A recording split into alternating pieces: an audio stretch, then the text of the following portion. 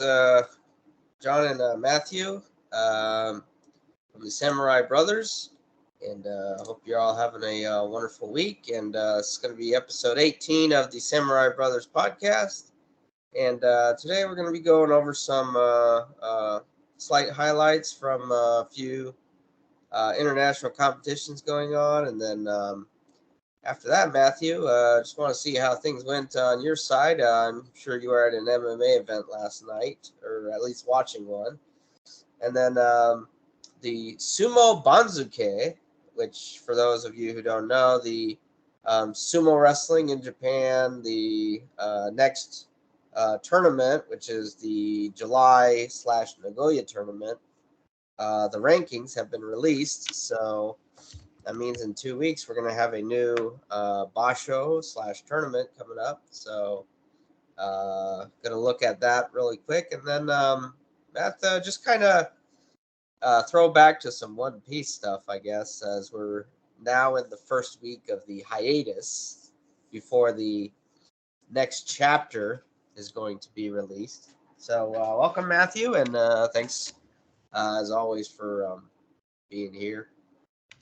So Matthew, I guess we'll go ahead and start with the USA Wrestling. The women's team went to an event in Italy called the Matteo Pellicone, and so just looks like a few women were able to take some medals, and I think they took third.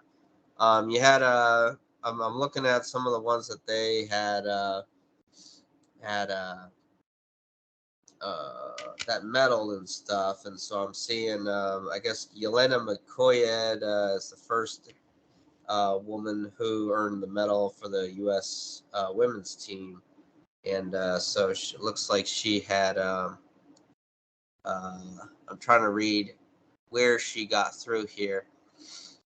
Doesn't look like the men's Greco did that well, but if we're going through, you had on the first day, it looks like in Rome, Italy, and Yelena Makoyed took gold in the 76 kilos women's. But if you're looking at some of the others, doesn't look like men's Greco. They didn't have anything going on. So looks like the men's Greco team might be off to a rough start, don't you think? I would say so. The men's Greco, even though U.S. men haven't always been the most accomplished when it came to men's Greco, we've usually always been able to have some success. But I would say this is probably one of the weak. I think one of the reasons why they're trying to get encouragement and encourage participation is probably because this is one of the weaker men's Greco teams that we've ever had. Probably. I mean, the fact that, I think for the past couple of years now, the fact that, and we've gone over this before, the fact that they have to, expand the eligibility field for getting into the world team trials in men's is quite something. And I think the fact that, I don't think not too many of those college wrestlers, I think, participated in the world team trials as far as Greco was concerned. I mean, obviously you had the only notable name to my recollection was Colton Schultz, who ended up winning the whole thing. But that's because he was already kind of good at it anyway. So that was just his ticket into there. But I'm not too sure that I, saw too many other collegiate wrestlers. WWE NIL sponsored Colton Schultz. Right. But I think you were trying to make a point about how, there's not a lot of collegiate wrestlers participating in the Greco. Right?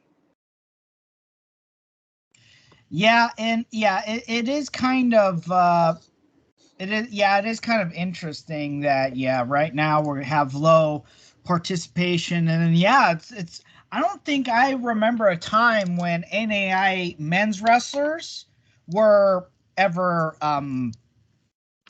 given any kind of eligibility in terms of like, oh, come on here, not D2, not NAIA. It's just you just don't see that happen. But here they are, and modifying the rules for Greco and saying, hey, come, we need people essentially. So it's understandable for like women, because women, there's essentially only 2 divisions right now. There's not, even though we're women in the NCAA is in the what's it called program, the well, technically there's 3 women's divisions, but the NCWA is literally, aside from JC, the lowest level of the WCWA. No, I'm talking about men's. There is actually a women's NCWA division. Oh, okay. There is an actual women's NCAA. And NCAA itself is emerging because there's supposed to be a championship season. There's supposed to be a championship tournament for the 23-24 season. Now, I forgot, the women's NCAA has not gotten out of the emerging sports program yet, right? I think it's still there, but I think it's supposed to. Well, it's gotten to the point where they have enough programs now that they can make a championship event sponsored by the NCAA, and which will be a first. Right. But I think what's going to happen is that this is going to be, to my recollection or my understanding is right now, because I know Iowa is the major D1 program, but all the other ones are D2, D3. So I have to guess that this particular NCAA Women's Championship that will be coming up in 2 seasons is going to be an across-the-board event. I think there are several NCAA-sponsored sports that are across that essentially are across the board, essentially have no divisions, because some of them are just so thin that even though they sponsor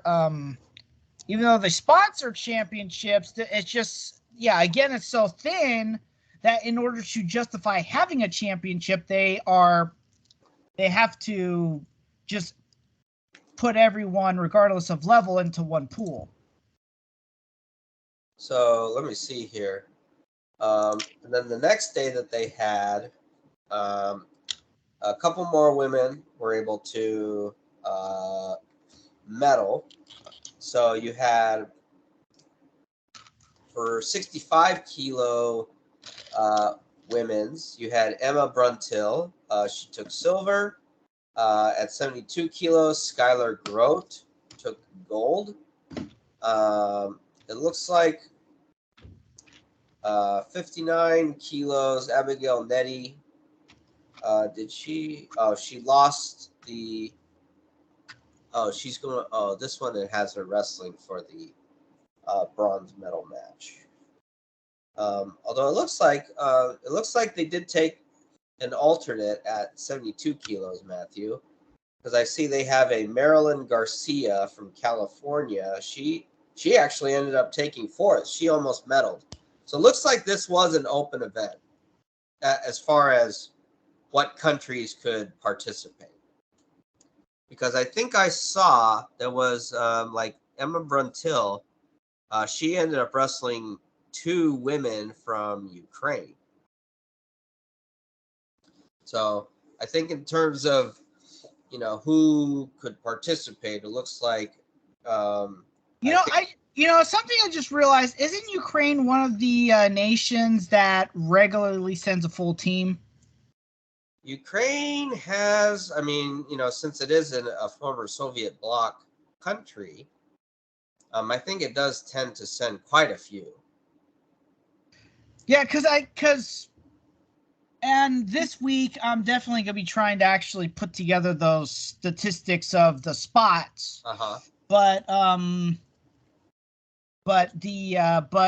think in the 2021 World Championships, they actually did list Ukraine as having full 10-10-10 spots. That's pretty good. I mean, obviously, considering what's going on right now, I mean, that's pretty good. This was obviously pre Russian invasion. Great. So, let me see here. So they did, and then the final day, final standings for the women. I think I had seen somewhere. Did Nettie actually get it? Nettie did take bronze at 59 kilos. So again, like I mentioned, the women, there were, I think it was two. Was it 2 golds? There was a gold, a silver, a bronze, and I think that was it. And then the final, and then the team standings. Now I don't know if this was the final team standings or not, but Ukraine took first, and then the United States took third. So who took second? Poland. Kind of a Poland? Yeah, that's kind of an unusual Poland. Yeah, that's not one that you see often on the podium in wrestling.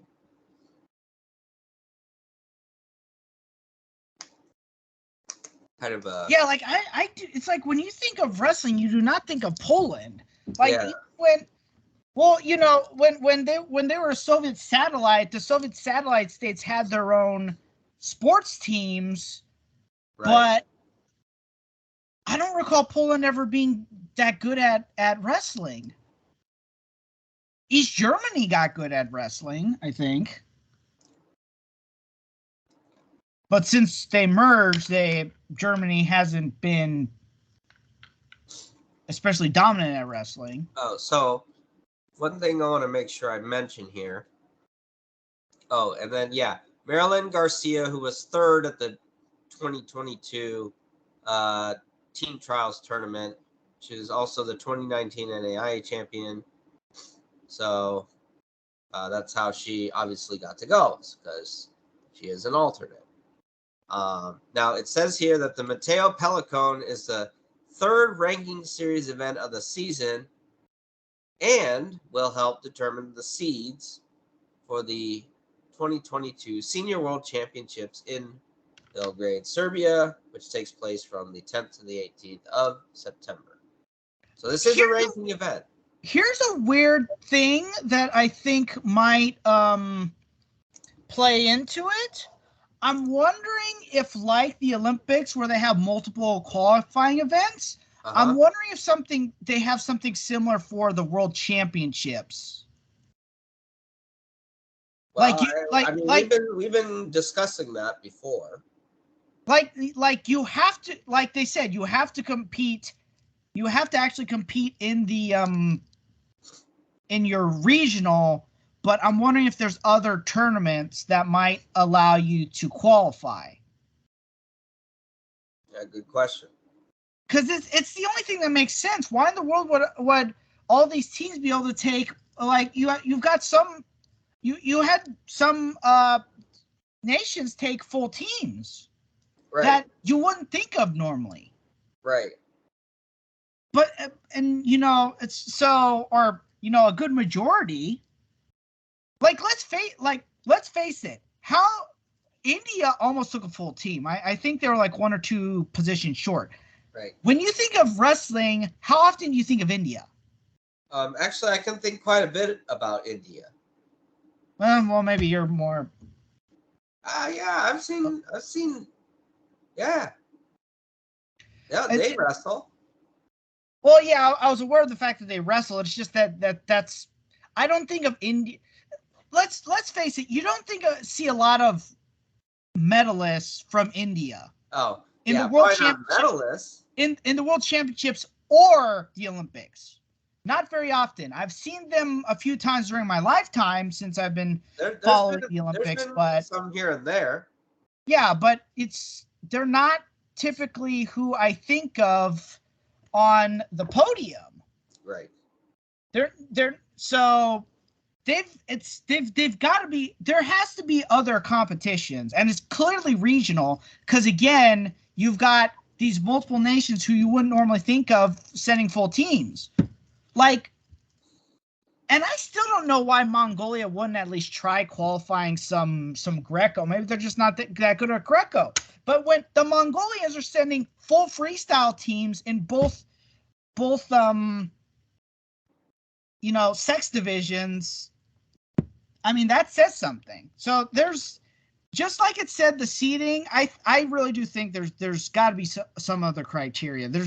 It says you need to enter someone in the regional tournament in order to qualify. So I think they're sending people. So I think the criteria is send them to the regional tournament. From there, if they're not like in that like we talked about, like the top 6 or something like that, I think from there they go off of regional tournaments, like like this tournament. Maybe.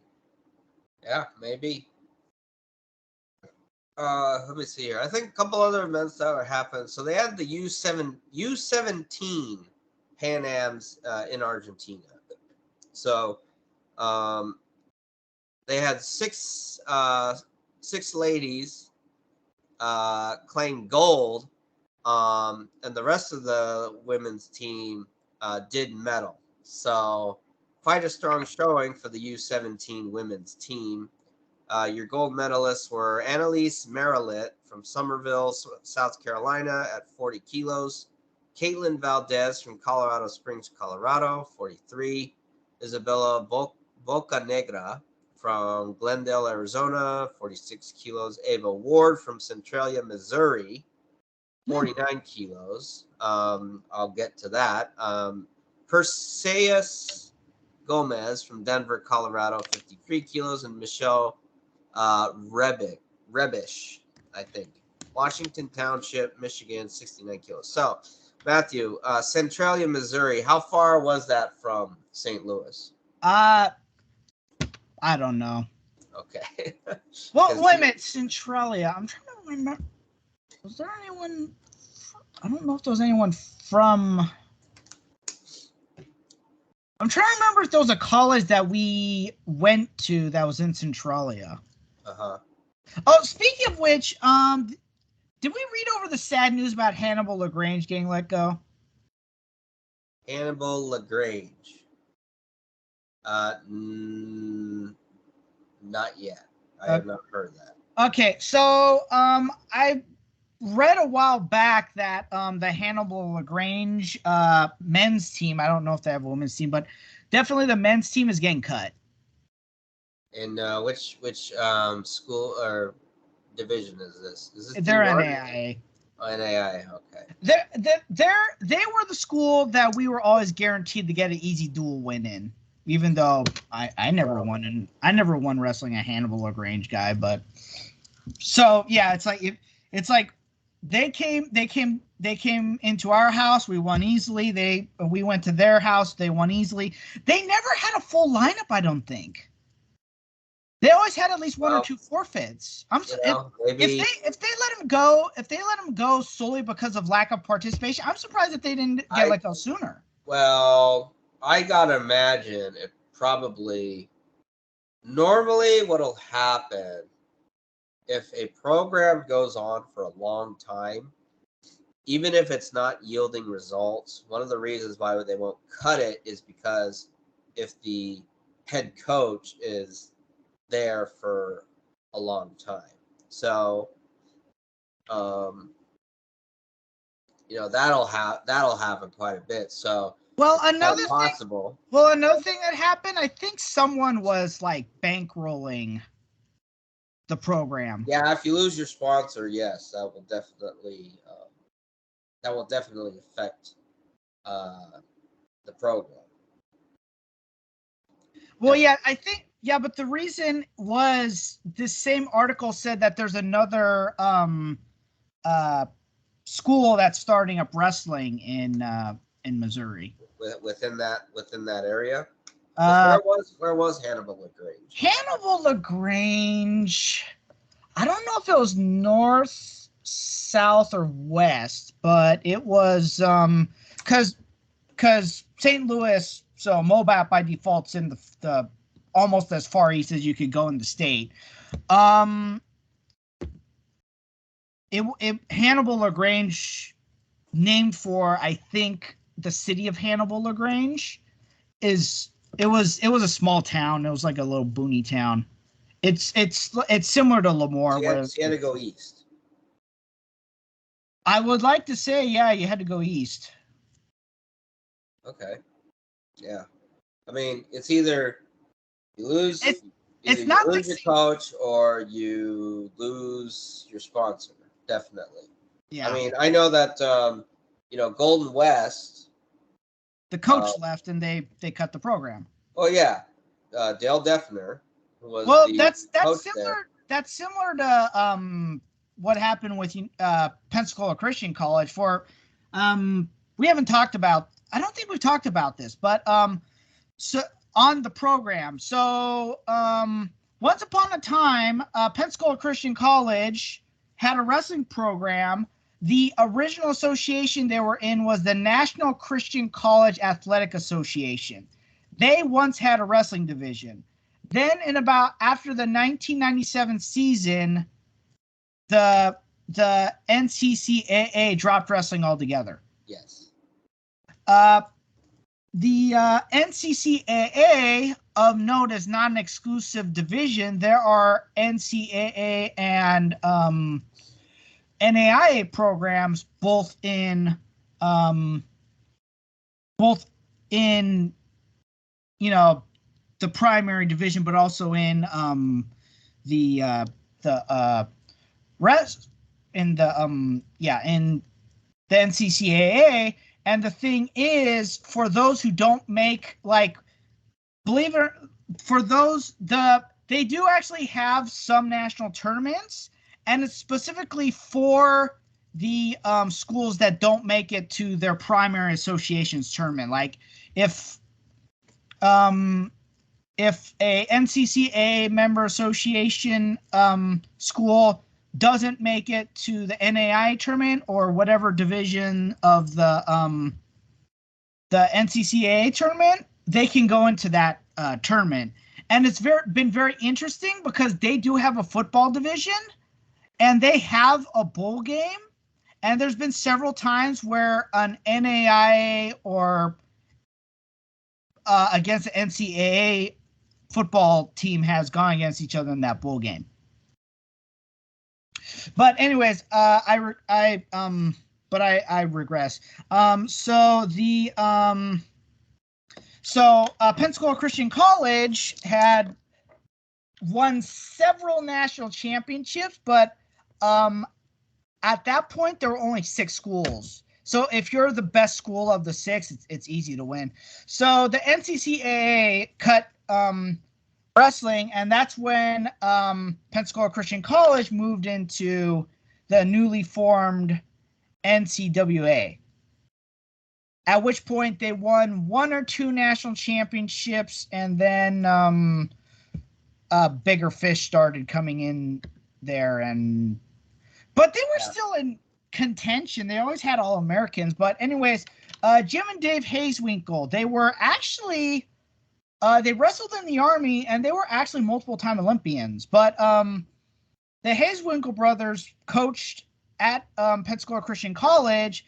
So at about the time I was looking at colleges, I was looking at going to Pensacola Christian College because they actually Pensacola Christian actually is the parent organization of the Abeka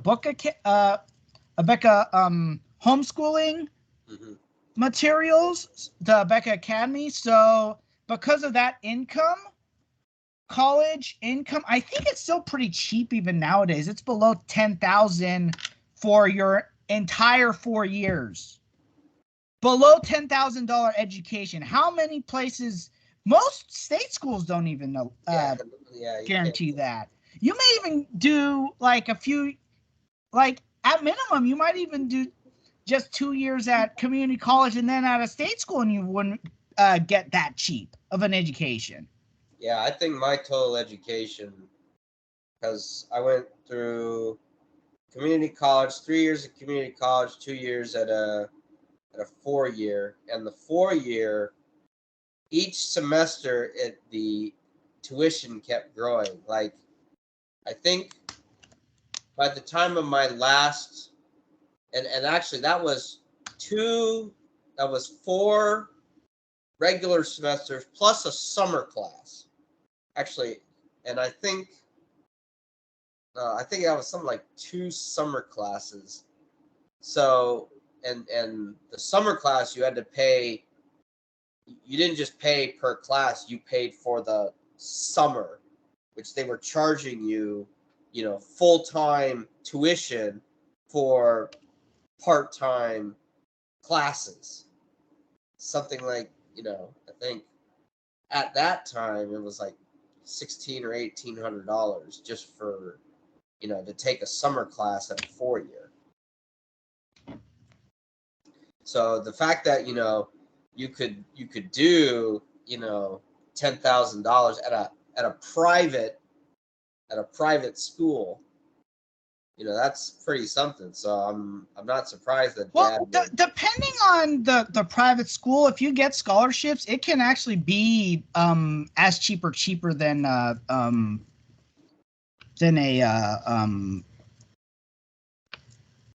state school. Right. Yeah. Which that was my case. Which, when I went to MOBAP, I think I only came out with $15,000 in student loans. Which, considering, I've heard horror stories where they come out with 6-digit. Yeah, that's a regular occurrence. Students coming out of school with like 6-digit, loans, and it doesn't guarantee you anything, especially if you get a crappy major. Well, yeah, I mean, they go to either these prestigious. See, a lot of them, what ends up happening is they go to these prestigious schools, because you got to have the big name, because, the thought is that if you go to school and you have the big name, excuse me, I'm a bit stuffed today, but if you have the big name, on your diploma, that you're going, that it's going to somehow be a job, but you're not taking into account, like you're saying, people go out and get these crappy, diplomas or crappy degrees that have absolutely no market value when it comes to getting a job. It's like, okay, what specifically did you learn in order to be able to do the job that you're applying for? And so either, these big name public schools, or, the big name private schools, or the Ivy League schools, and then what happens is, so then what happens is that they'll go to school, and then afterwards they'll go to school again and go get a master's degree for who knows what. It's crazy. Yeah, like you had something that you were able to actually turn into something. You you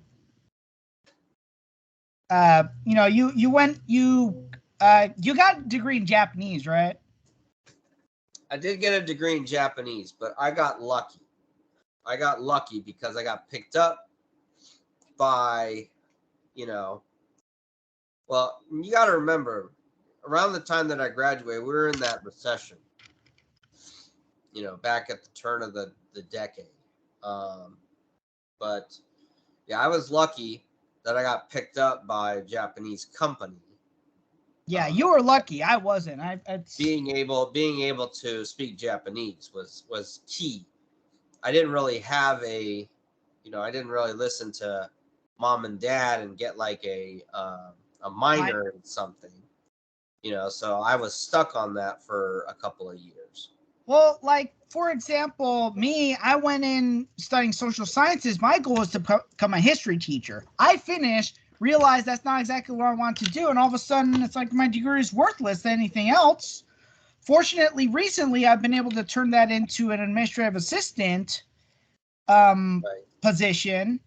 And also my work, my what's it called certificate, my web design certificate, that's translated into the paralegal, not the paralegal, I'm studying to be a paralegal, but that's transitioned into my administrative work as well, but it took me a while. Right. If you're really wanting, you really need to know what you're wanting out of when you're going to school, if you're going to go to school, or if you're going to have, something that's a bit of a broad degree, you got to have something to fall back on. So either you need a double major on something, or you need to have like a minor or something. Yeah, the thing or you study something in a field that's in demand, because a lot of these people, they go out and they get these degrees in fields that are saturated. There's too many. The market demand is not there for their degree or their skill set. So you need to go into something that will not necessarily guarantee, but it's something that's in demand. It needs people to be able to do those. Something very interesting, even though, as far as my knowledge, nursing has always been impacted, I don't think it's ever been saturated. There's always been a demand for nurses. So if that's something that someone wants to go into a easy field to get something, then that's what they could do. Like our cousin, for example, we're not going to name her, but she didn't have any post, to my knowledge, she didn't have any post college education, but she did a 3 year degree, got her nursing program. She's got a job. Yeah. But also, this is another thing where I regressed. The point I was trying to make is that we were talking about long-standing coaches. Pensacola Christian College, I was looking to go there. I had actually talked. Jim was the primary coach. Was he? Heck, you even went out there. You went out there for a visit. Yeah, I flew out there. I flew out there with Dad on spring break my junior year. And it was funny because, we've talked about the character Tom Casbry before. When I told we're gonna call him a character. This is one of those times where I'm just gonna bring something up. When I told him where I was gonna visit, he kind of mocked me. But we're not gonna bash on him too much. That's just as far as it's gonna go. But anyway, so yeah, I was looking at going to I went out there with Dad. I met with Coach Hayeswinkle. I actually did some workout sessions, and he was pretty. He wanted me. He was just like, yeah, well, it's because, like we said, with as low of a price as it is, might as well be on scholarship. But then, probably about during the summer before my during the summer between my junior and senior years, he calls me and he tells me, my brother and I are taking a job at Marion Military Institute. They didn't even bother looking for a coach. They cut the wrestling program. I'm just like, what am I gonna do? So Dad and I did some surfing around. We went, we talked to a few coaches. Jackson liked what he saw and, offered me the best scholarship offer. But it's just an example that we got to in a roundabout way of, that it's either they lose the sponsorship, they cut the program, or they lose the coach and they cut the program. Yep. I don't think it, if anything, it probably brought money to Pensacola Christian College. But one thing people have to remember, Pensacola Christian College, they have a strict student code of conduct, because it's I think they're technically non-denominational, but they've got Southern Baptist roots. So it's a very conservative. You have to the gals can only wear dresses. The dress has to be only. It's like I'm not sure it could go above the knees. It's like the PDA, unless you're married, is very strict. So trying to find a coach, and I don't know how much she was being paid, but trying to find a coach for a very specific coach salaries are very interesting because it really depends. I mean, you know, even now there are some coaches that, you know, they're not unlike football and basketball where they're making millions of dollars. These coaches are not you know, even depending on where what school it is, wrestling coaches are not making enough to make a living off of. You know, they're getting a stipend. I think Kale's making the most. Kale's making good money because of his name, because of the fact that he's, you know, bringing championships to the team. Yes, he's making a six-figure salary, I think, but even you know, even with the success he's bringing, he's not, you know, he has to my recollection, he has a multi-million-dollar contract that spans several years. So it's not like he's making seven figures a year. He's probably I think it was public. Well, obviously, because it's a public university, I think he's not even making, I think, $200 a year or something. But, you know, are you sure? Are you sure? Because are you sure? Because as I recall, when he first went over there, it wasn't a small six-figure salary. When he went to Penn State, he was the most paid college coach, and I think it was towards I don't doubt that. I think it was towards the mid six digits yearly. Okay, because I'm pretty sure I had read somewhere that he was making slightly over 100,000. I thought I'd read that somewhere, but maybe I might be, you know, maybe I read something else. I don't know. You know, that'd be something we'd have to look up.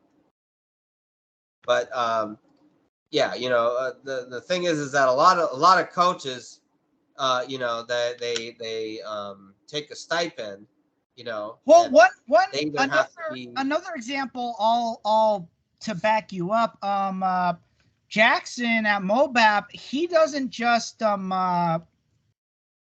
you know, he doesn't he's not just the coach there. He's also an adjunct professor there because he's got a business degree, so he teaches business there as well. Right. A lot, yeah. These coaches have to. And Vince, Vince Silva, he's talked about before, right? Publicly. Yeah, he's got a business. He's a PI. He makes good money to the point where, didn't you say he was offered the San Luis Obispo coaching position and he turned it down because it would be a pay cut compared to his private coaching, his PI business? Yeah. Don't blame him. Yeah. So, anyway, but yeah. So, and even what was it? Yeah. Even depending on the college or like even the high school, some of these coaches, they'll only get like a 4-figure stipend for the whole season. Yeah, like most colleges, most high schools that I know of, they typically have the primary coaches, the head coach typically has some job related to the right. Like like most of them are typically teachers. Yes. The only Alan Clinton at what's it called? Servite. Servite. He's the athletic director, as far as I can tell. Is he still the athletic director? I think so. I mean, he's still at Servite the last I don't know if on top of that he teaches there. I know that it wasn't unfounded. He was also the athletic director at Elmo before he went to Servite. So, by the way, I found an old kind of, I don't know if I'd call it a newspaper clipping or something, but I had heard, not sure if it was an article or not, but because I've been doing some history checking, because I'm trying to, compile the records, the wrestling records. And so I think I had mentioned this to you, but Alan Clinton was supposed to be, he was supposed to take over as head coach at Santa Ana College. You did not mention that. So Frank Gonzalez was the head coach from 92 to 99. And then he stepped down because he wanted to get more into counseling, which was... He was only the head coach from 92 to 99? Yes. Didn't he coach a bunch of All-Americans during that time? Yes, I think after, because Santa Ana had Adelman, who was the coach for like 17 seasons or something like that. He was wasn't he Gonzalez's coach? No, actually, so yeah, there's it's really interesting because there were actually two Frank Gonzalez's. Yeah. They look so similar, though. So, yes. So, there was the Frank Gonzalez who was the state champion, and he went and wrestled for like a Nebraska D2 school. And then you've got the Frank Gonzalez that we know who, coached El Dorado to the, the first, CIF state championship for Orange County. That's the Frank Gonzalez that we know. With the Lawson brothers. Yeah, he did wrestle at Santa Ana College, but he was not as successful as the state champion Frank Gonzalez. But he actually, he probably after, I mean, because Adelman won the first state championship, at the 3C2As for Santa Ana. And then I know Frank Gonzalez, he had quite a few state champions, All-Americans, and then he did have a third place finish during his tenure as the coach. And then he stepped down in 99.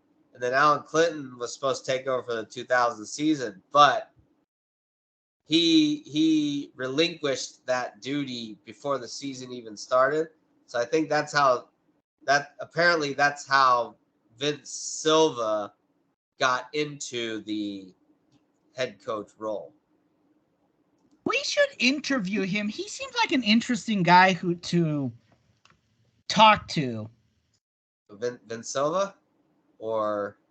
Well, obviously we want to have Vince Silva on the show at some point, but no, I was talking about Alan Clinton. Well, he's a very interesting guy because we've talked about how there was essentially, and we're not going to get too in depth into this, but there was kind of an old boys. We've talked about how there was kind of an old boys club in Orange County where they kind of all socialized, and even though they're competitive, they were all friendly towards each other. But Clinton was kind of out. It's like he was friendly towards those guys, but he was kind of outside their social circles. Hey man, I mean that. Like I don't recall him being social with a bunch of those guys. If you want to aim for, that's a pretty big name to aim for. As far as I know, we've talked about getting people on the show, but hey, if you want to try and get Alan Clinton on, I mean, it'll probably take a while, but hey, if we can get Alan Clinton on, I'd say okay, yeah, let's get him on. I'm down for it. Probably need to get some other people on before we get Alan Clinton on, but hey, I'm down for it. Oh yeah, for those of you who don't know, we are now, it seems like it's running pretty smoothly. We are finally going with what looks like a stable platform, and it's Skype. Yeah, of all things.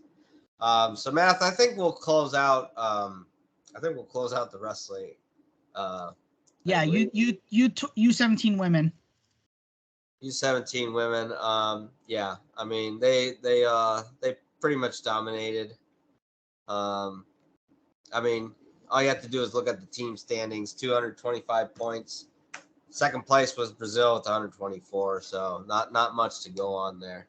Well, so, it's when we look at the Pan Ams this year, the Brazilian women were there. There was a full team with the Mexican team all across the board, but that's because they were the host nation. So everyone had to just travel to, was it Acapulco or Mexico City?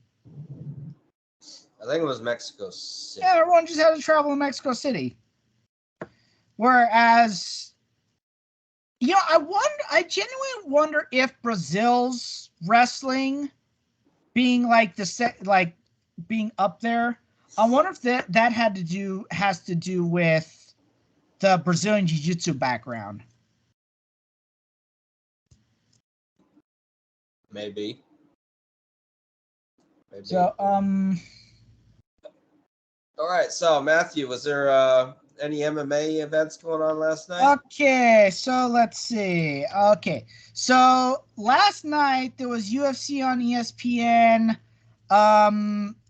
You're not gonna know these names. I think that's spelled Sarukyan versus Gamrot. Yeah. These are up and comers. The only names that I recognize was Neil Magny, Josh Parisi, and Thiago Moises. This was one of those let's get the up and comers on the up and coming new people on a card. It was on ESPN, but it's just one of those things. Have you ever I've been kind of immersing myself in it these days, but thanks to Chiseled Adonis, and so he will do these commentaries on these fights from a Russian promotion called Epic Fighting Championships. I think you've sent me his videos before. Yeah, and it's kind of I know it's pretty much a mock promotion, because they do like intergender matches, or they do these really wacky, they'll do like handicap matches and stuff, and it's a really weird... Officially Russian MMA is regulated by the Russian MMA Federation, but I think Fedor Emelianenko was in charge of it at one point, and well, I think that particular promotion doesn't even try to follow. I think it follows the minimal rules because it doesn't really follow a lot. But anyway, so I guess you're it was kind of, well, I mean, was there any exciting fights from last night, or was it just kind of here and there? I mean, there were some finishes here and there, but last week's fight card was more exciting because it tied for the number of finishes. Now, wasn't the Chinese girl fighting last weik? Weili Zhang? No, she fought at the beginning of the month. Right. That was that when she won June 12th. Was that when UFC she won 275. the title? Nope. She well, remember I told you she retired Joanna? Mm-hmm. Right. Yeah, you mentioned that. Yeah, so that wasn't the title. The current title holder is Carla Esparza, who, fun fact, was the first strawweight champion, and this was Esparza versus Namajunas 2. And I have to agree, I'm not exactly sure that actually, no. Thinking back on it, I could see how some of the judges scored for Esparza. A lot of people were contending that decision, but it's just one of those things where you and I both know, not just from MMA, but in wrestling, the old time saying, never leave it in the hands of the judges. Yeah, I've been on both ends of that, because I've gotten bad calls, and I've made calls that people weren't happy with. Now, again, there are a few times where I may have benefited from bad calls as well. So yeah, I mean, you're gonna benefit from bad calls, and you're gonna lose, from. I don't want to say it's bad calls. It's calls that you're not going to agree with. Now there'll be calls that are just even I can agree that there's a call that's bad, but other times it's a call that did not go your way, so you're not going to agree with it. That's how it is. And but if you can't, if you can't take your punches and get up and learn from them, then how are you supposed to grow in life anyway? So yeah. So there were actually 3 MMA events last night. So the UFC on ESPN event was the one that was on last night. On Friday night, there was Bellator 282 Mousasi versus Elbin, and Mousasi actually lost. Oh, really? Yeah, I know you know who he is. Gegard Mousasi to Johnny Eblin. Yeah, it's kind of a name I'm familiar with.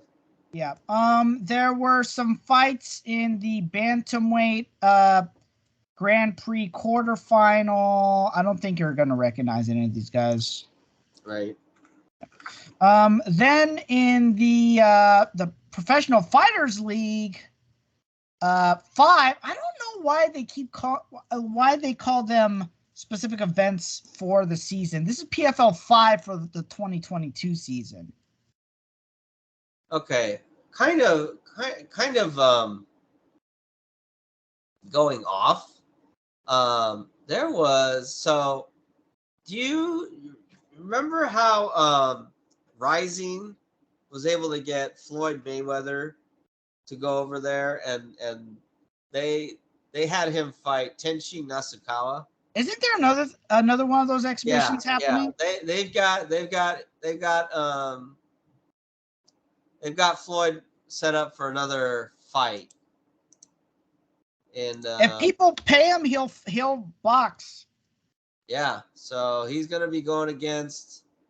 I mean, didn't he make more money versus Logan Paul than he did in any of his other fights? Yeah, Logan Paul. That was. I can't believe that was an exhibition with no judges. Wow. Exhibition with no judges. Oh, he didn't knock out Logan Paul. Draw. Because it was about the pay-per-view, man. Oh man. So yeah, I gotta wonder how they're gonna, and it's probably gonna be again. It's gonna be probably it's gonna be exhibition, and he's probably. I mean, this Mikuru Asakura. I mean, he's okay, but he's a He's a former Fighting Network Rings 143-pound and 154-pound champion. I mean, that's not, okay, so MMA, what is that? we have seen it. MMA doesn't transfer to boxing. We saw it with Ben Askren, we saw it with Tyron Woodley, we saw it with Tito Ortiz, and we saw it with and then he's a YouTuber. With Conor McGregor. They're different sports. MMA may include boxing, but boxing is just so much more different. It's a longer fight. It's bigger gloves, so you're not going to automatically knock someone out. You don't have to worry about takedowns, so you could do a lot of stuff that you wouldn't have to worry about in an MMA fight. You wouldn't be able to do stuff that you wouldn't even have to worry about in a kickboxing fight.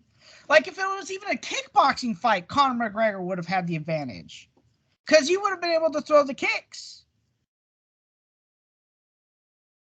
Which he wasn't able to do. I mean, he's... So, yeah, it doesn't translate. So, like one of the few MMA fighters who's been able to successfully make the transition is Anderson Silva. So Matthew, what events are coming up this upcoming weekend? Well, I wanted to finish the PFL event. So PFL 5 2020 season, that was also on Friday.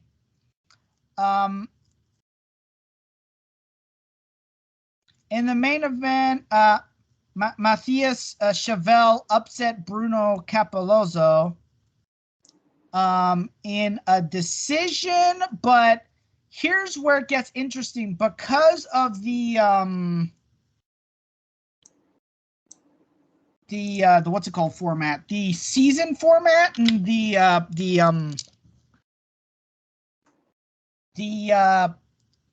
points awarded. Bruno Capelozzo, because earlier in the season he got a knockout in the first round that earned him 3 points. Chauvel is not moving into the postseason tournament.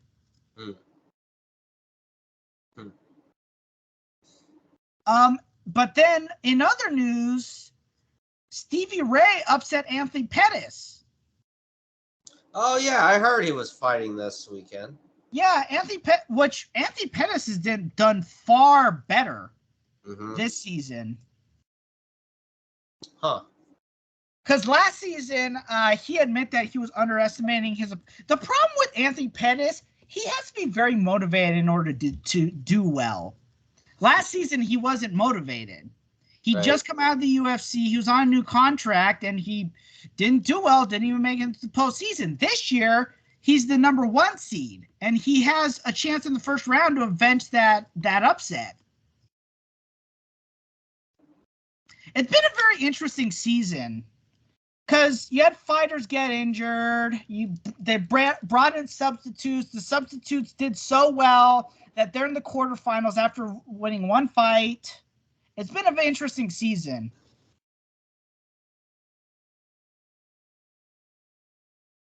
Like in the featherweight division as well, Chris Wade, he won his first round fight. He's going into the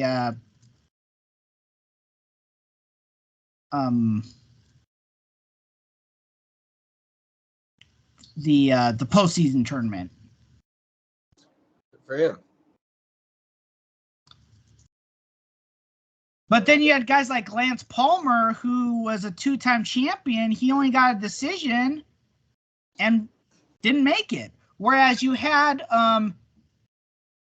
Georgi Kuda, who lost his first fight, but he got a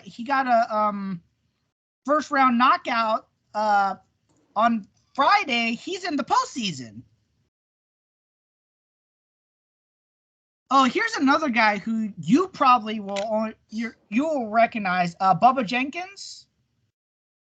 Yeah, that's a name I've heard before. Yep, he won his second fight, so he's going into the postseason tournament as well. You know, looking at these results, I have to agree with them shrinking the postseason tournament from an 8-man bracket to a 2-man bracket. Or, no, from an 8-man bracket to a 4-man bracket, considering that in some of these divisions, they didn't even have 8 guys who won matches. Right.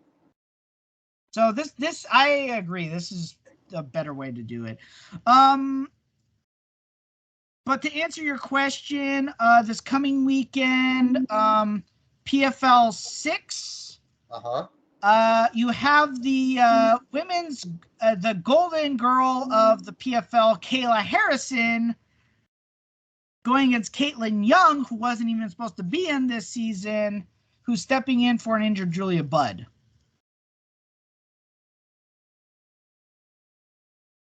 This is essentially, I can tell right now, they're throwing her basically a throwaway fight. I would be really surprised if she didn't win this fight. She's probably gonna win this. But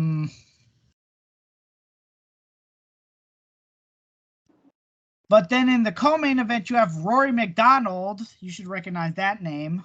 I do.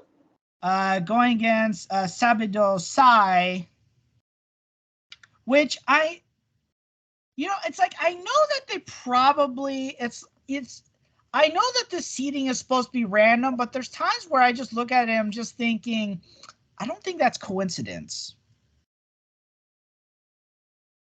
Like, it's some of these matches, I'm just like, it's like, they're throwing, it's like they're throwing these people a tune-up fight. I don't think it's a complete random draw. I think some of these fights are they're actually doing matchmaking. They haven't said that, and incidentally, there's a private company. They don't have to reveal how exactly they came up with that, but I think they do matchmaking. Okay, so that's and then that's the last regular season event before the postseason. I think, let's see, the 2022 season, PFL 7, which is going to be the first round, takes place in August. They're going to have 3 fights in August for the postseason. Right. And then November is the Thanksgiving Day weekend. November 25th, PFL 10. That's when they do all the championship fights. Mm-hmm. It's been really nice to be able to watch the entire fight card on ESPN Plus, because I have ESPN Plus. I'll just say someone pays for it, so I just watch ESPN Plus. But we don't have regular ESPN. So last year I wasn't able to watch all the fight cards. Back when they were on NBCSN, which I'm kind of sad to see that station go, considering the long history of MMA that was on the NBC Sports Network, because it was Versus, so they had the WEC on it at one point. Then they had some UFC events. Then the back when the Professional Fighters League was World Series of Fighting, they had that. And then when it transitioned to the Professional Fighters League, they had it on there. But once they moved to ESPN, NBC was looking to shed it just because of the fact that they were moving a bunch of their sports programming to Peacock, and the fact that the NBC Sports Network wasn't doing that good. They just let it go. So just because of the long history of MMA on that network, I'm kind of sad to see it go. But what are you gonna do? Business is business. Yeah, business. So yeah, Friday is the PFL 6. Mm-hmm. Then Saturday's UFC 276. Oh. Which is the traditional one of these days, I'm gonna go to International Fight Week in Vegas. That's one of my bucket list events. It's like I want to go there. One of these days, I'm gonna go there, and I'm kind of sad because there was a time when the International Fight Week, it was all week. They had all sorts of competitions. They had grappling. They had amateur kickboxing. They had the amateur MMA World Championships there. They had a whole bunch of competitions. They had wrestling events, like the standalone Flow Wrestling. They had some of that. So the heyday is of that event. I think the heyday of that event. I think they still have the UFC Expo, but it's just the heyday of that event. It's just, I'm kind of sad to see it. I wish I could have gone when it was the heyday where there was something going on every day of the week. Now it's like 4 days of the week or something like that. Also, when they had like multiple MMA events, there was a year where they had Invicta, the Ultimate Fighter finale. It was a big event, but that's just not what it is nowadays, sadly. It's down to 4 events, but there was also that time where the UFC was like really trying to go an overdrive, where they would sometimes have multiple fight cards, multiple weekends, and I'm gonna be honest, I think during that time I kind of got burnt out because I'm just like, there's too much. Yeah. It's like, now granted, back when the pandemic was at the height of the pandemic, it's like I needed MMA. Because I needed to do something. I couldn't go out. Yep. Okay, let's see. UFC 276. Adesanya versus Cannonier. Here's an interesting thing. Jared Cannonier used to be a heavyweight. Oh. Now he's a middleweight. Oh, so he lost. But if you look, he wasn't, I would not have called him fat. He was never fat. He was just big. Yeah. But it's gotten to the point where he's kind of more streamlined. He's not starving himself. He's just streamlined himself. He diets properly. He isn't like depriving himself. He looks like he's a big behemoth. So, he's fighting Israel Adesanya, who is basically the, Anderson Silva of our generation. All right. I'm gonna say Izzy's gonna walk away with that. Izzy, as he's called. Alexander Volkanovski versus Max Holloway. Just because of the fact that Volkanovski has it seems like he just has Max Holloway's number. he just knows it. All right. Well, that's good. And this stuff is the trilogy fight, and it's not a rubber match. It's a trilogy fight. Volkanovski has taken the first 2. Okay, yeah, you're not gonna know too many other people. So yeah, that's as far as I'll go. So yeah, PFL 6 on Friday, and then Saturday is UFC 276. All right. So kind of to close out our episode for today. So Matthew, remember the days when we were living in Japan and we used to watch Sumo? Yep. Well, Sumo I should know we got there during like. Oh yeah, we were there during what's called.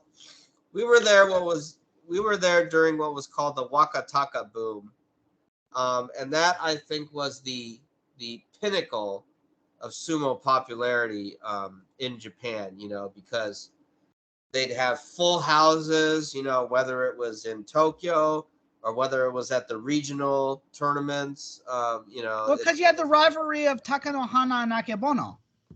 Well, the secondary scene wasn't bad either. Well, it depends on how you view it.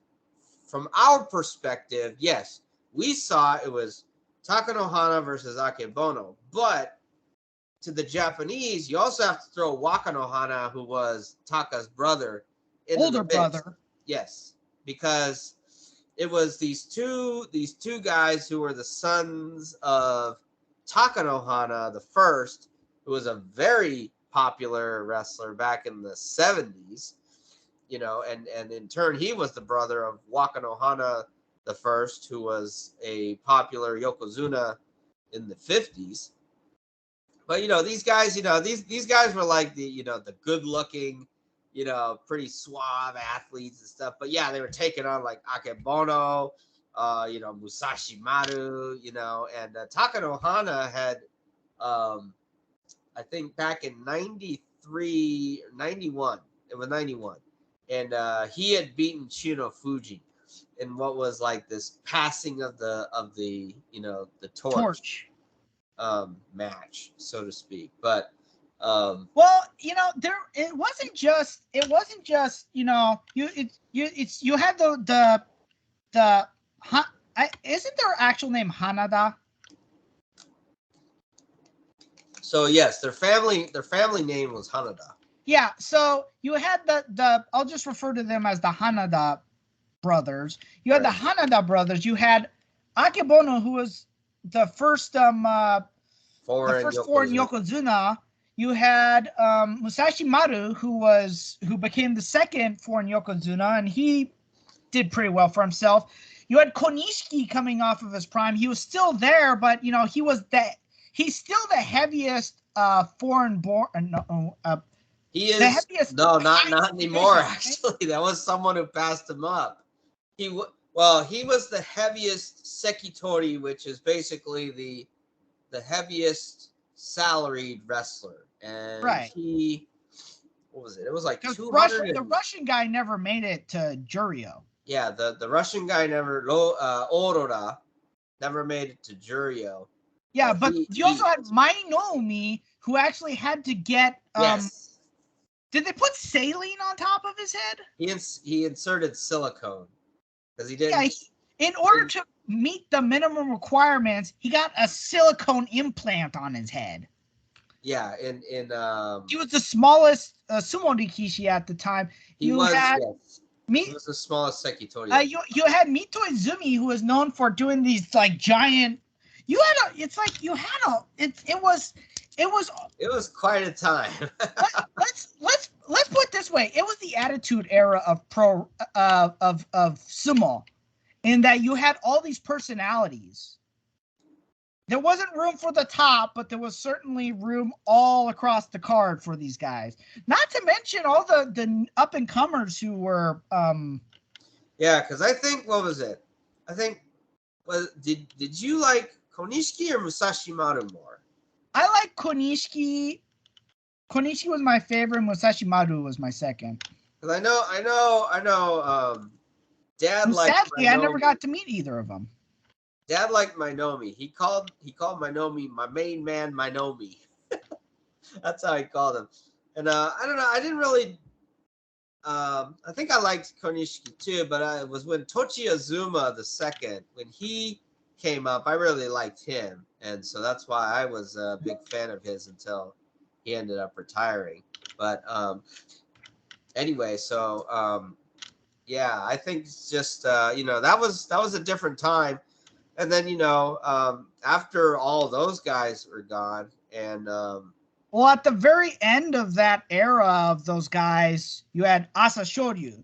Yeah, Asashoryu came up. He was the next dominant Yokozuna, the next Dai Yokozuna, you know, and he was the Yokozuna with attitude. And, you know, he was the guy that the Yokozuna committee was always worried about, that a foreign sumo wrestler would not he would not be culturally fit, which is why they held Konishiki back, which was ultimately for the best, because, you know, Konishiki didn't. It's like, because during that time that Konishiki had arguably fulfilled the criteria, that was his peak. He didn't. Yeah, because here's the thing, Konishiki, he never won another Yusho after that run, and had he made it, he would have been gone within probably a year or two. We should probably note that Konishiki is still involved in the in Japan, not in the sumo community. He's well, he's kind of here and there in the sumo community, and he's more of an actor now. Well, I mean, he does all sorts of stuff. I mean, but recently, and I was noting this on. Didn't he lose like 300 pounds or something? Well, yeah, he had gastric bypass surgery. Which my understanding is it's recommended that you get gastric bypass when you're healthy, not when you're having all the the health problems that overweight people do. Right. So he was healthy, so he got it during the right time. You should probably note that Konishiki and Musashi Maru are Samoan, and I'm not even going to try to pronounce their names because they're Samoan. They're complicated Samoan names. And Akebono, birth name Chad Rowan, is Hawaiian. So one thing I have to mention, because this was brought up in the Sumo forum, which big shout out to just so everyone knows, I go under the username Wakatake at Sumo forum. So and it's sumoforum.net. So what was your reasoning for that? Just because remember when I wanted to become a sumo wrestler, I was thinking I don't know, for whatever reason that name came up, and I thought, man, if I become a Rikishi, I want to use that name. But have you ever thought about entering into the U.S. Sumo Open in maybe when I'm a bit more in shape. Maybe when I'm a bit more in shape, because I'm not in any shape to do it right now. I mean, I still want to get back into the wrestling stuff. Actually, a couple weeks ago, I was able to go to the practices at Santa Ana. So last week I didn't go because I was out sick, and you can hear it on me right now. I'm a bit stuffed, but gonna get back into it this upcoming week. So, but yeah, I thought about that. It's like, do I want to go out and do the U.S. Open? And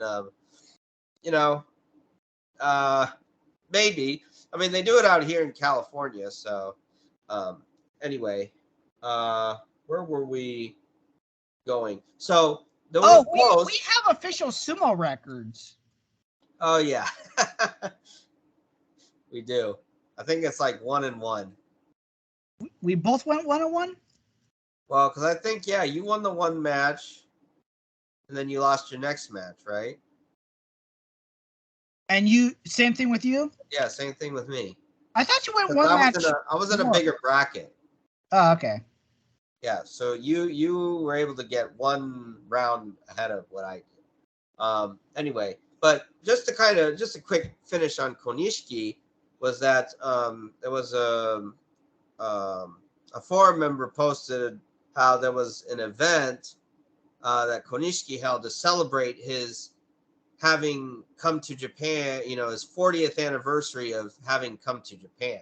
And there were actually some current and former Kyokai members that were there to, help celebrate the event, such as Wakano Hana, the third, and then also the current, and then the NSK chairman Hakaku was also there for that. But so right now, you had Asashoryu, and then after him it was Hakuho, who just dominated. I read somewhere that Hakuho to this day still considers Asashoryu his greatest rival. I wouldn't doubt it. I mean, if Asashoryu had not been forced to retire, and that's because he did something stupid, whether people bring it up or, I mean, at that point, I think Kyokai really wanted him out, and it gets to that point. So, I think if he had not had to retire, Hakuho would not have 45 Yusho under his belt right now. Just going back to the Kyokai and, not the fear that foreign Yokozuna wouldn't have the dignity and respect. Asa Shoryu was the embodiment of all that fears, whereas every other foreign Yokozuna has been the embodiment of respect. So Akebono was completely respectful and of the traditions of a Yokozuna. Musashi Maru was the embodiment of the traditions of a Yokozuna. Hakuho had some hiccups, but for the most part was the embodiment of. Here's the thing. Hakuho, unfortunately, those hiccups came towards the end of his career. Because he started doing stuff that made some people cringe a bit here and there. And those antiques were both on and off the dojo. In my and this is coming from a personal opinion too. I mean, there's a wide variety of opinions about, hey, well, he was a great Yokozuna. I'm definitely not going to ring against the achievements he got. I mean, 45 Yusho is nothing no joke to laugh at. Over, what was it? I think it was 1,100. It was he set records that over are 1,100 career wins. He set records that are he set records that are impossible to beat. He set records that are not going to be broken for probably a generation or two, at least, if ever. If ever. The one record though that he was very close to and he just could not get it was Futabayama's record of 69 consecutive wins. He got to 63. He was almost there, and he didn't make it. And I think I thought I had read somewhere he considered that one of the low points in his career. Like he thought about withdrawing from the tournament after he lost that match. But he rebounded and he came back to win the Yusho in that tournament anyway. I know though that and a lot of people are saying stuff. A lot of people are saying a lot of this was like racially motivated, but they got rid of the. So there was this independent panel who recommended that the NSK get rid of the Ichidai Toshiori system, which, if you remember, that was special one generation kabu that was awarded to certain Dai Yokozuna for their accomplishments. And if you remember, the ones who took it there was Taiho. Taiho took it. That's how he established Taiho Beya. You had Kitanoumi, who won 24 Yusho. Taiho won 32. Kitanoumi established Kitanoumi Beya. And then Takanohana, when he won his, Yusho, and then he was bestowed that Ichidai Toshiori status. And so when he took over his father's Heya, he renamed it to Takanohana Stable. I think, though, it was a combination of the fact that Takanohana got a little bit rebellious when he tried to, stake a claim and trying to become head of the NSK. And, he was probably moving a little bit too fast, and he was moving a little bit too radical. And there's people that are obviously going to say that, he was railroaded, there was this, there was that. I know there's actually a YouTuber that he actually has some good content, and he's in Japan, so he's got a lot of access to the ins and outs and what's going on in the sumo world over there. Maybe in a couple of episodes or so, maybe I'll name him and stuff. But there's been times when he's been a little bit more on the conspiracy theory side about sumo, And so I can't really say I appreciate his content when it comes to that. So, you know, I think just one of the things, you know, that he was ousted because, you know, the Kyokai doesn't want to change and all that crap.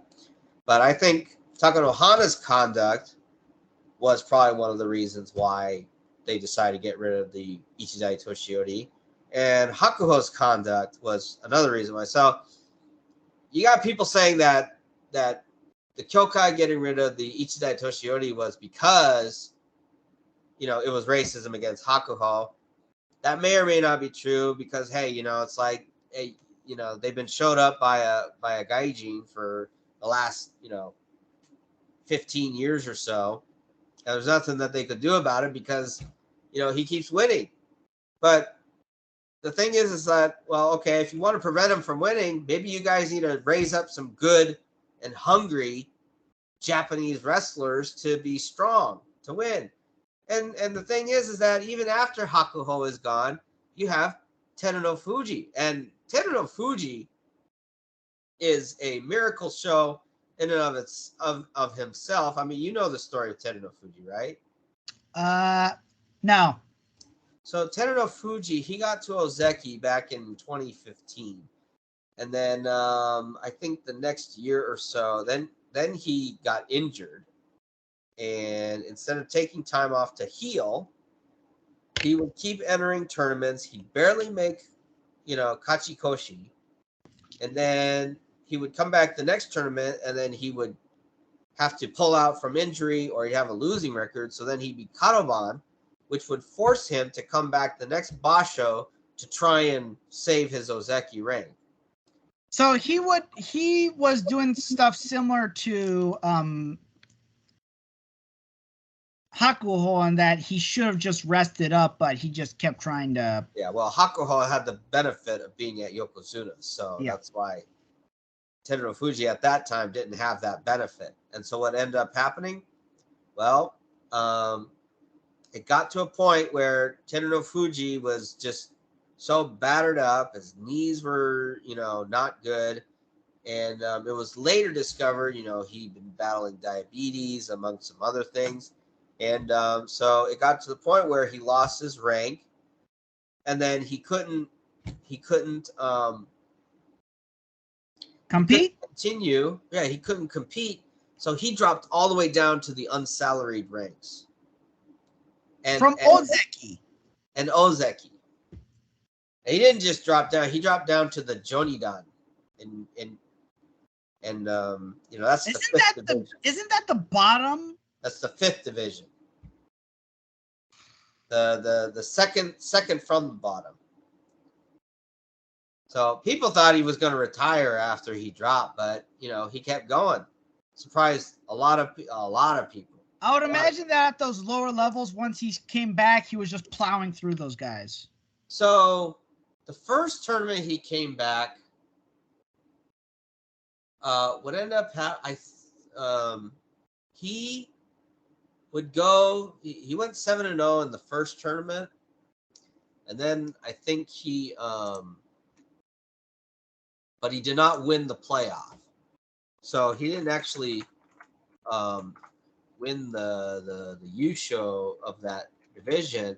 In fact, I think after that, so if I go back to his records, so he went 7-0, and then he had 3 consecutive 6-1 tournaments. So it's not like he was plowing through. It was only when the 5th tournament he came back that he did a 7-0, and he won the Makushita tournament that he got promoted back to Juryo. And then in his first Basho back in Juryo, he won the Juryo Yusho. And then in the next Basho, he went 10-5, which was enough to get him promoted back to Makuno Uchi. And, you know, so everyone was like, man, you know, props to him for, you know, really sticking it out. And then, you know, and that was around the time that COVID struck, and they canceled the May tournament.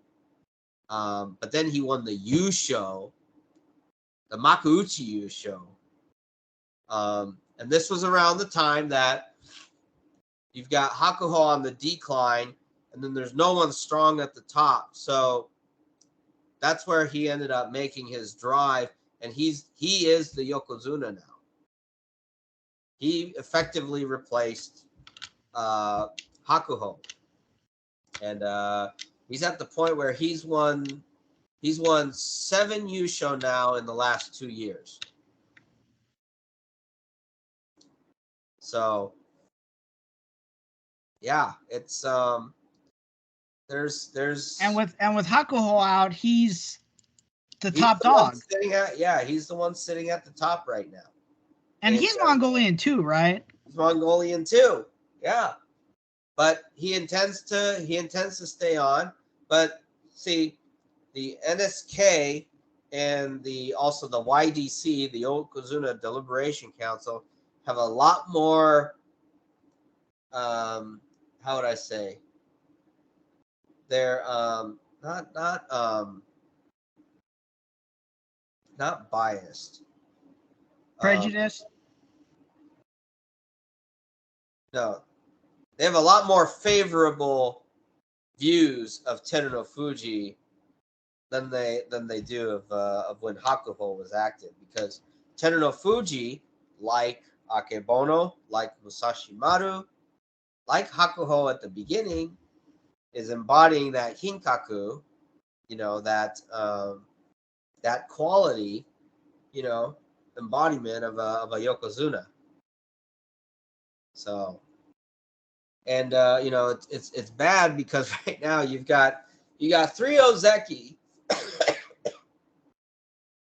2 of them are Kataban this basho. One of them barely made 8 and 7. So it's, things are in a real bind right now for sumo. And we'll just have to see. But the rankings have been released for the Nagoya Basho, so we'll be following it along as we go. Obviously, you wouldn't know a lot of these names, so I'll I don't know. Is there anyone that you might know from right now? Nah. Well, like we've been doing with wrestling, you'll start learning about who's currently in right now. So we'll get to that point. But yeah, I just know that Asa Shoryu's nephew is yes, Ho Shoryu.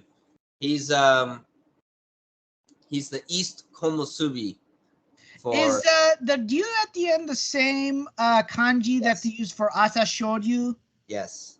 "Du" means dragon, right? Or is it a different kanji? No, it's the "du" for it's actually the more complex kanji, because there's 2 kanji for "du," and this one is the more complex one with more strokes on it.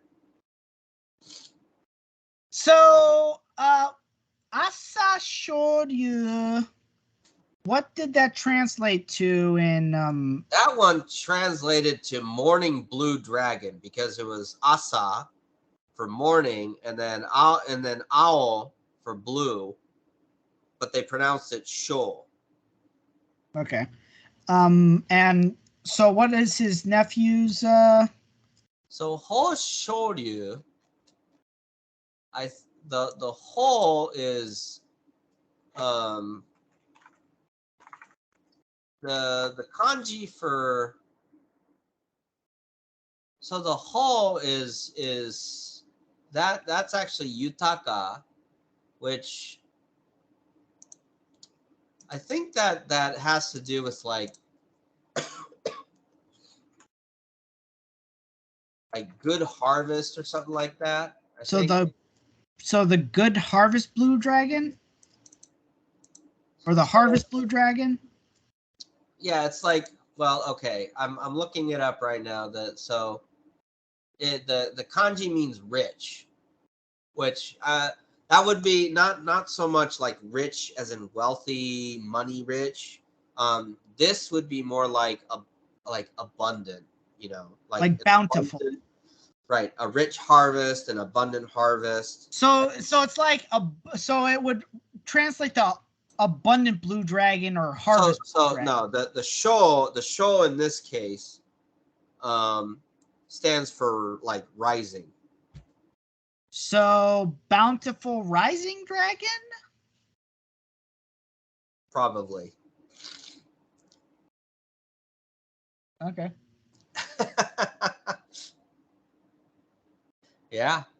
Well, I guess as I showed you was I guess he was supposed to represent a name a era change, which he kind of did. Oh, he most definitely did.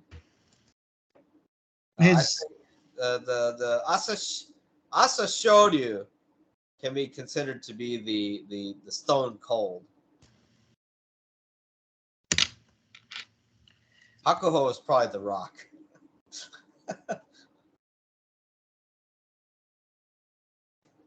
Anyway, so yeah, well, but we'll give updates to see. I don't know if you wanna. Well, then again, The Rock and John's.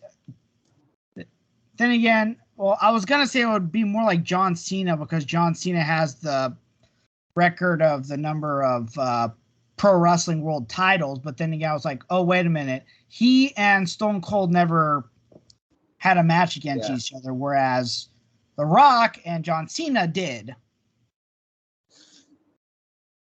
Of course, The Rock also fought against Stone Cold. Yeah.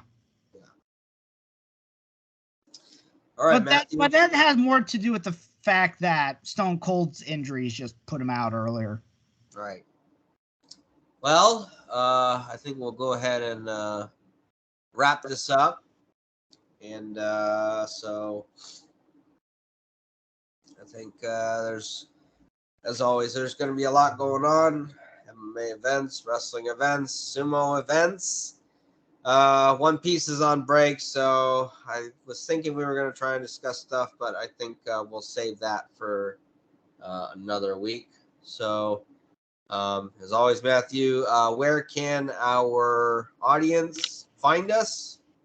Okay, we're still currently at the normal places: YouTube, Rumble, Acast, Apple, Spotify, and Google. And if you have looked at Apple, Acast, Apple, Spotify, and Google, you would notice that we have fully transitioned to the rebrand of just the Samurai Brothers. YouTube and Rumble are a work in progress, but I do have all the artwork done. So within the next week, you should be seeing the transition to the Samurai Brothers. And Matthew is he also runs MMA Freak, which is a MMA publication. You can find him personally on Twitter at Matthew Salzer. And you can also find MMA Freak on Twitter at MMA Freakout. And the address for the site itself is mma-freak.com. So, also, I have started posting videos again for my personal YouTube channel. Currently concentrating on the Soda Gurus. I'm releasing compilations, but I will be releasing new videos relatively soon. And one thing that I've been mentioning before that's in the works, I'm hoping to release this is a project for the Wrestling Archive records that shows, just how, and this will be, like college, high school, international, just kind of seeing, hey, who's all placed where, who's got the best records as far as wrestling is concerned, who has stood on top of the world a few times. Like Matthew, I've noticed Alexander Karelin, if you remember the man who was defeated by Rulon Gardner, but 3-time Olympian and 12-time world champion. So wasn't he a 4-time Olympian? He was a 3-time Olympic champion, right? And but he was called him a 3-time Olympian, which is inaccurate. He was a 4-time Olympian. Yeah, my bad. 3-time Olympic champion. And then he won 1 silver medal, but he was a 12-time world champion too. So I gotta wonder how that stands as far as records go. And you've got all the other ones. Who's the most successful USA wrestler? I mean, we went over that a couple times. Burroughs has a chance to be on the world on top by himself. We'll see. So I'm hoping to launch that sometime during the summer if I can compile enough records for that. I will keep you all posted. So anyway, Matthew, as always, thank you for your insight on everything that's going on. To everyone out there, thanks as always for watching us, and hope you have a great week, and we will talk to you soon.